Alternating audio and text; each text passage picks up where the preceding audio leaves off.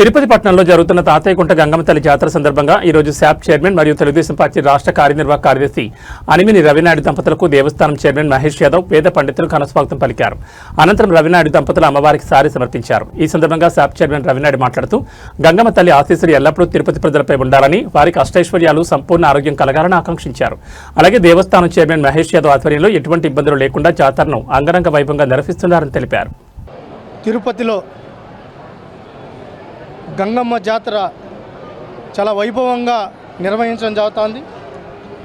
రాష్ట్ర ప్రభుత్వం ఈ జాతరను చాలా ప్రతిష్టాత్మకంగా తీసుకోవడం, గంగమ్మ తల్లి ట్రస్ట్ బోర్డు చైర్మన్ అయితేమి, బోర్డు సభ్యులైతేనేమి, అధికారులైతేనేమి, ఈఓ గారు కానీ, జిల్లా పోలీస్ యంత్రాంగం, అదేవిధంగా మున్సిపల్ డిపార్ట్మెంట్, డిస్ట్రిక్ట్ కలెక్టర్ గారి నేతృత్వంలో డిస్ట్రిక్ట్ అధికారులు కానీ, టీటీడీ అధికారులు కానీ, తుడా అధికారులు కానీ సమర్థవంతంగా ఈరోజు జాతరను ఎటువంటి ఇబ్బందులు లేకుండా, భక్తులకు ఎటువంటి ఆటంకాలు లేకుండా ఈరోజు పెద్ద స్థాయిలో భక్తులను భాగస్వాములు చేస్తూ, సామాన్య భక్తులకు పెద్దపీట వేస్తూ ఈరోజు జాతరను నిర్వహించడం జరుగుతోంది.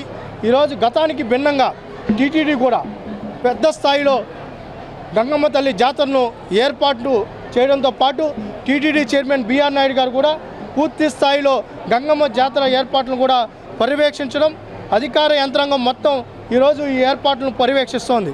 ఈరోజు చూసి ఎక్కడ కూడా ఎండ ఉన్నా కూడా భక్తులకు ఇబ్బంది లేకుండా ఈ పక్క ఏదైతే ఓల్డ్ మున్సిపల్ సర్కిల్ నుంచి ఎంటర్ కానీ, ఈ పక్క టౌన్ బ్యాంక్ ఎంట్రీ కానీ చూస్తే గతంలో ఎప్పుడు ఇంత సౌకర్యాలు ఎప్పుడు కల్పించలా. ఈరోజు భక్తులందరూ కూడా ప్రశాంత వాతావరణంలో నైవేద్యం పెట్టుకుంటున్నారు, దుత్తలు మోస్తున్నారు, పొంగళ్ళు పెట్టుకుంటున్నారు, అదేవిధంగా దర్శనం చేసుకుంటున్నారు.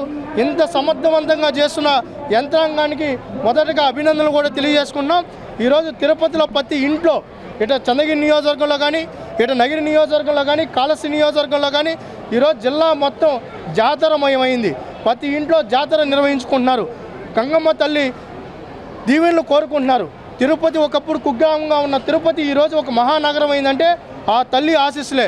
ఏదన్నా కష్టం వస్తే ఆ తల్లి అమ్మకు పోయి చెప్పుకుంటాం.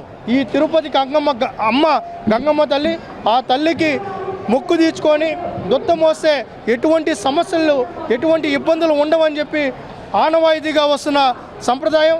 ఆ సంప్రదాయం తీర్చుకోవడానికి మేము కూడా ఇక్కడికి వచ్చాం. ఈరోజు రాజకీయాలకు అతీతంగా ఈరోజు జాతర నిర్వహించిందంటే అందరూ భాగస్వాములు అవుతారు.